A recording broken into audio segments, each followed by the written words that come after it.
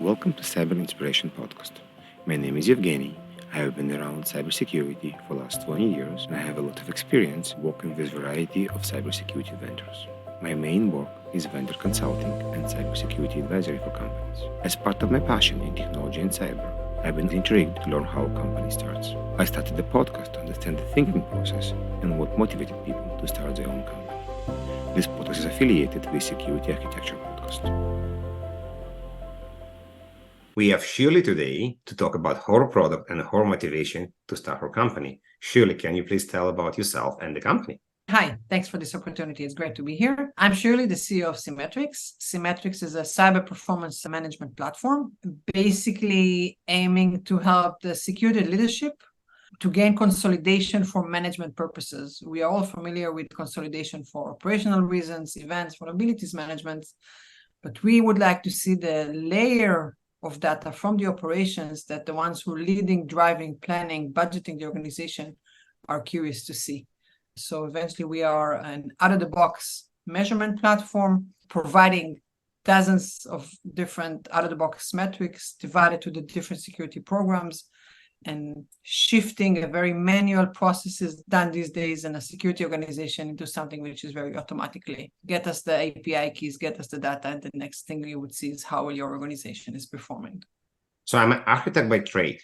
And one of the parts I always talk with my customers and with my peers as well is if you're going to plan to buy something and there is no way for you to measure it, what's the point of buying it? So I think you guys solving a very important problem and thank you for doing this. Very excited to learn more about how you started and what happened. Now, you guys have been around almost 3 years. So I'm guessing you're one of this pandemic starters that's starting during the pandemic. So tell me what happened 3 years ago that clicked and made you to start the company. You're spot on. We did start in the midst of COVID after there were layoffs in the previous company I worked for. I was leading a very interesting automotive project. The industry was hit very strong then. And one of previous colleagues of mine approached me, basically told me, Shirley, I'm a CISO. I'm suffering painfully from a specific problem, and I'd like to resolve that. And I think I have an understanding of how I'd like to consolidate data for management purposes. And he gave me the whole spiel of why this is painful for him at his organization, why whenever he just wants to see data from the operations or go to the board or customers and show them how an organization is improving, he needs to divert SMEs from their security work to do data digest processes. The first thing I asked them was, why me? I'm not coming from security background. You probably want to take this 8200 kid with the right check the box to go and fundraise, right? And he was like, no, I am a very technical person. Security and cybersecurity is a very technical world. Most of the people I need to speak with about this are non-technical.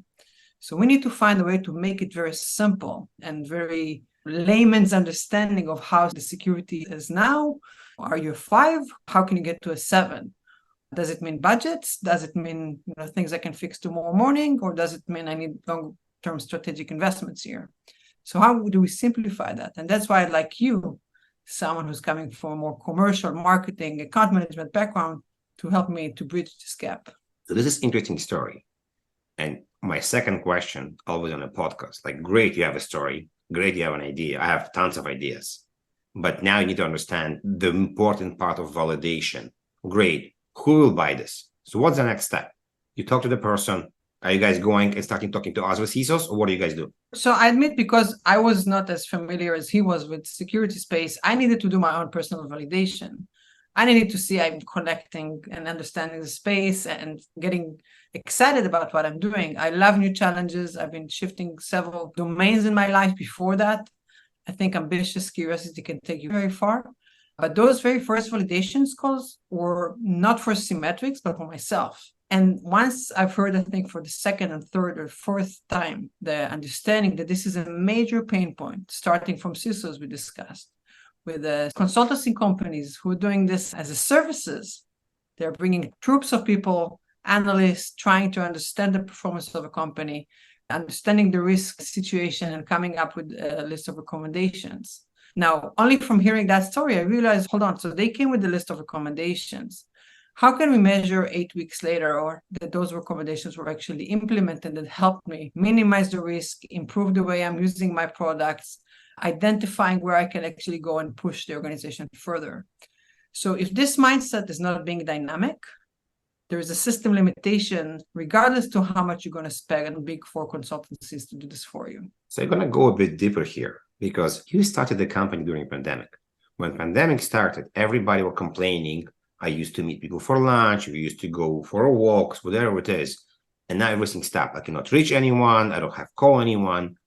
And you mentioned you were able to talk to multiple people. How hard it was to actually find people and tell them about the story? I think you start in a very intuitive way. Who you have friends that may be able to help you.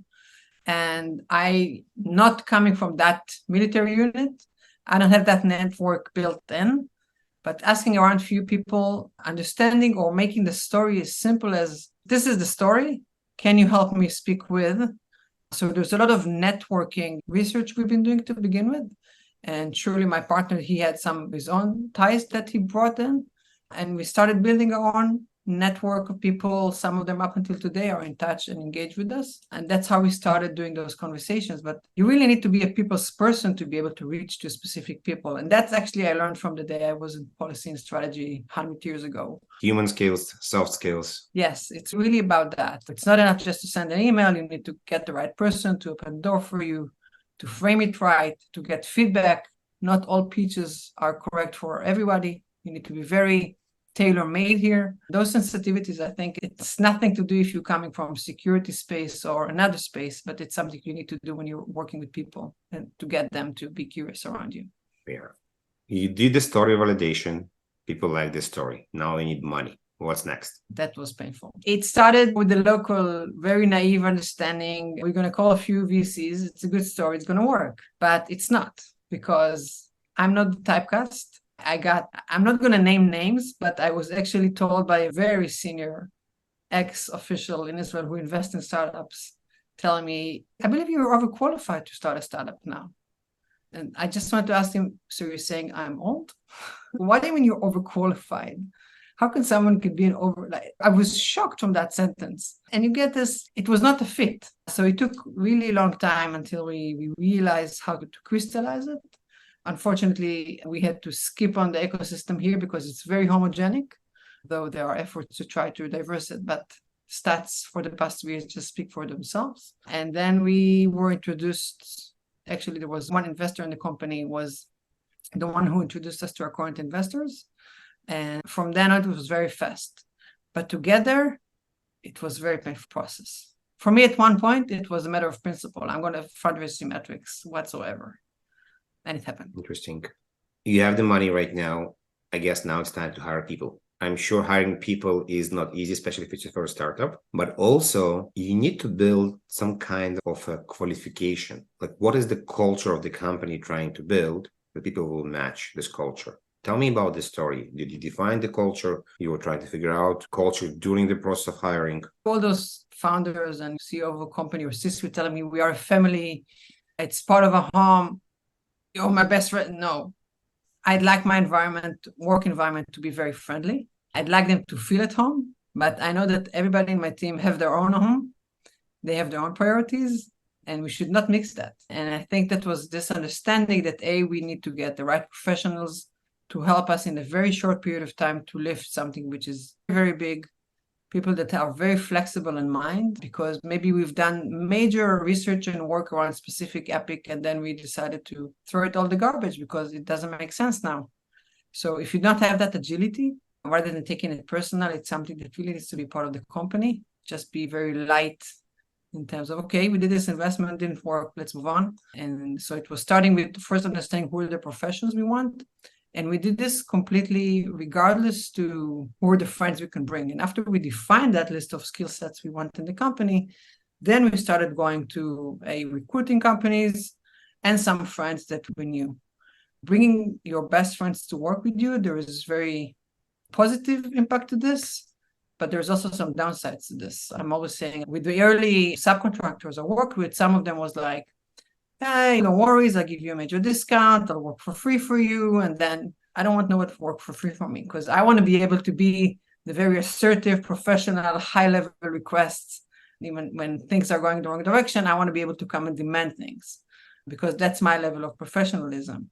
And if I'm hiring my 5 best friends from the unit, it may be able to create some additional pains later on. I'm not feeling comfortable, or I'm letting go of my own standards. Fast forward, coincidentally, I have this hiring that end up to be a couple of friends. So the best friends of one of the founders is our product. We have 2 people who worked at the same company as developers and came together. We have 2 other people from different professions that were shifting from one major company to SeeMetrics. And I think that created a really nice environment of, I have a friendly face I know here, but it's a very professional environment. So it's this, and I think it's like today, it's fun to work with SeeMetrics, but I know everybody's priorities. And it's important for them to know that they have other priorities in life than just 100% SeeMetrics. Let's dive into task management. As a CEO, you have many things to juggle. There's the sales, there's engineering, customers, marketing. How do you stay on top of things? I actually think that the thing here is to not to let go. So once you have the sufficient trust in some of your colleagues, if there are things that needs to be escalated, things that they need my advice, I'd be happy to help. We have all the things that are in place, but it's their domain to lead. And I think to create that synergy is an important part of the puzzle of knowing, here's my head of product, here's my head of security, they are leading this field, they will guide us through the next steps of what's being done.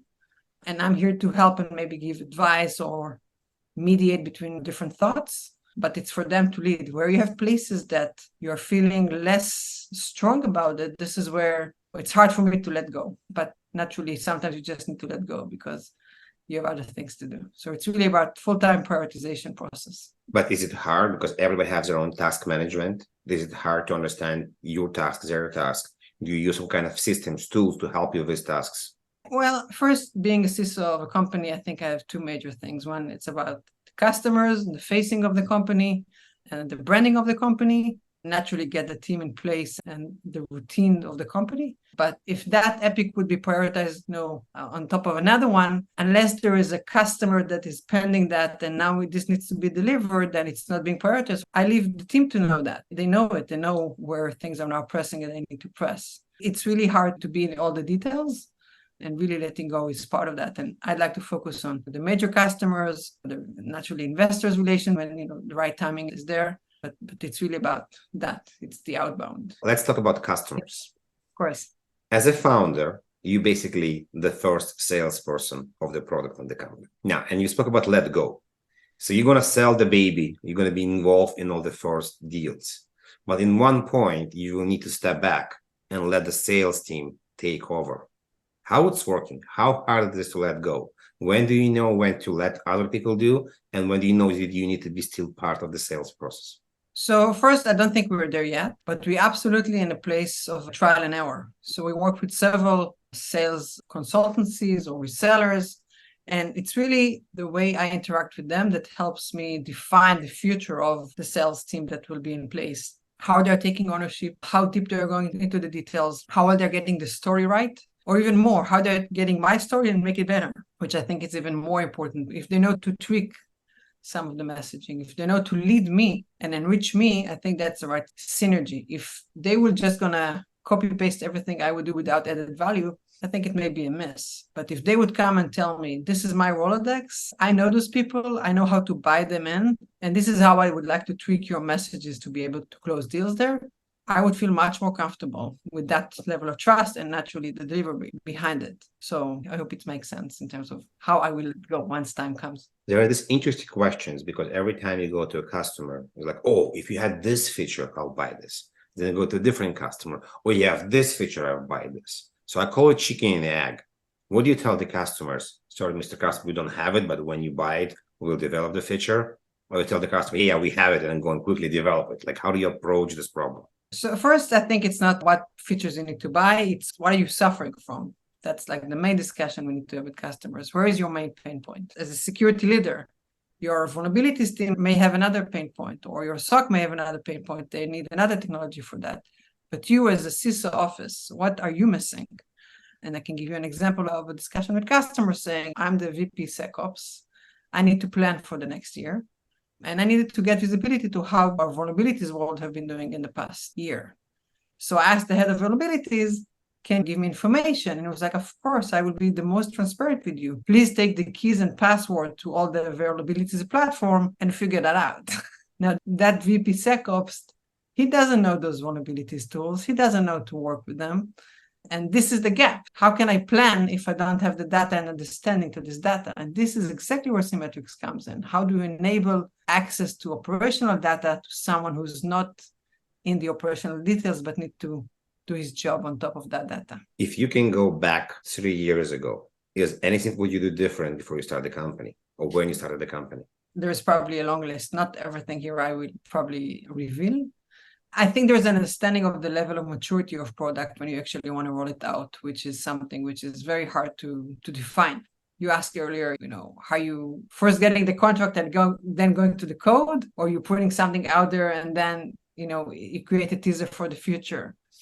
And I frankly believe you need to put something to tease the customer, to show them that, the value, so they would see and understand the value they're going to get in 6, 8, 10 months, particularly when you're a very young startup.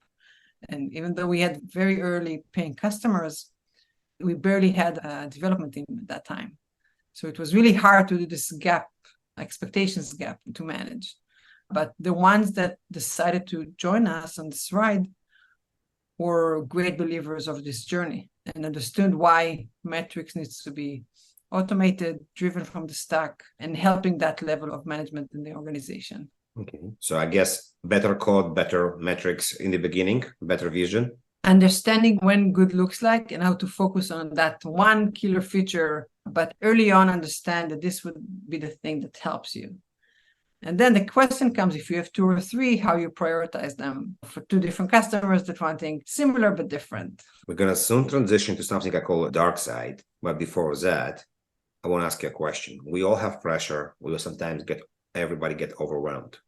What do you do when you're stressed? What do you do? Meditation, running, walking, spending time with the family? I want to say I'm a big yoga fan, and I've been doing yoga probably for the past decade, and something I'm doing much less in the past year or year and a half, which is unfortunate.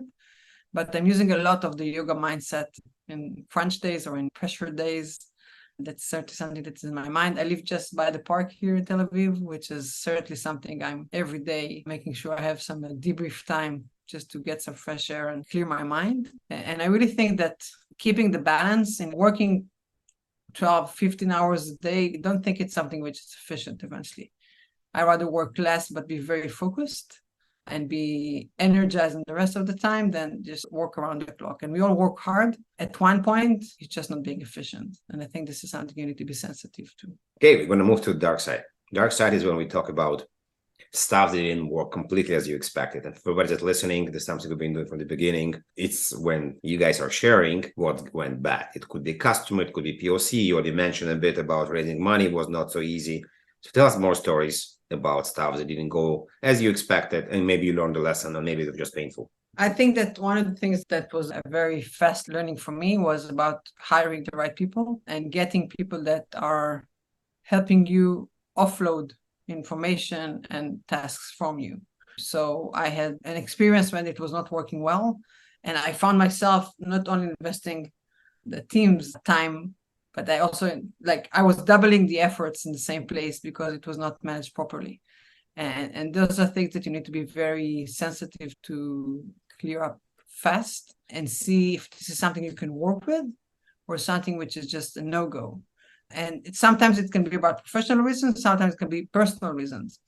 Now, it doesn't necessarily matter, because if it doesn't fit and it makes you work harder and the trust is not there, it's hard to do that. And this is something which is very hard. Like the first time I had to lay off someone, it's something that was painful for me. It's not a personal thing, but it's the most personal thing that could be. So that's certainly something that I had to confront with myself. But eventually, it's not my personal good, it's for the company's good. But it's to know to time it to the right data points that okay, it's not just me, it's a problem you need to fix. So that was certainly a tough period for me to do that, and an interesting learning curve to cope with that. Anything else you want to share? I think that maybe the other thing was when the SVB crisis came in, that was a very fast roller coaster in terms of, everything is fine. And then you understand, okay, I may not have my bank account Maybe available. before you go there, explain to people that miss this part. So a while ago, one of the most comfortable banks for startups went bankruptcy or solvent, not sure what was the terminology used then, but basically the bank was shutting down and all our accounts were frozen. Literally, you could not get into your account. And some companies managed to get some of the funds out. Some thought they are able to get the funds out, but then they realized it was never processed, like with ours. And then you have a whole weekend that you not really know what's going to happen with that bank. Now, we all seen previous cases that you may not see the money again from whatever insurance reasons, and how the bank can depend. Nobody really knew what's the problem and how bad things are with the SVB in that days. And then I have a weekend and I need to plan a company with what I do have. So that was a major painful weekend. Everything turned to the best. The bank was acquired. All the funds came back to us, but that 72 hours were very stressful. I think the important thing in those period of time is to understand it's not in my control. Whatever would happen, I cannot really control that. Is this a lesson learned from here? Diverse your funds. Don't put them all in one place.